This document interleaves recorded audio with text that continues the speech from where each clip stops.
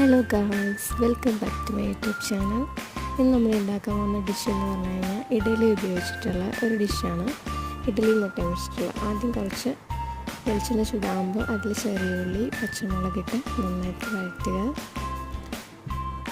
അത് നന്നായിട്ടൊരു brown colour ആകുമ്പോൾ അതിൽ കുറച്ച് മുളക് പൊടി, കുരുമുളക് പൊടി, പിന്നെ ഇത്തിരി ഗരം മസാലയും കൂടി ചേർക്കുക.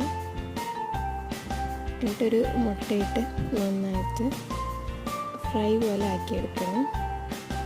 അതിൽ കുറച്ച് ഉപ്പ് ചേർക്കുക. പിന്നെ ഇതാണ് ഇഡലി നമ്മൾ ഇങ്ങനെ കുഞ്ഞു കുഞ്ഞു കഷ്ണങ്ങളാക്കിയെടുക്കണം. നന്നായിട്ട് അത് ഇതിലിട്ട് നന്നായിട്ട് വഴറ്റണം. നമുക്ക് വേണമെങ്കിൽ കുറച്ച് കറിവേപ്പിലയും കൂടി ആഡ് ചെയ്യാം. ഇത് നന്നായിട്ടൊന്ന് മിക്സ് ചെയ്തെടുക്കാം.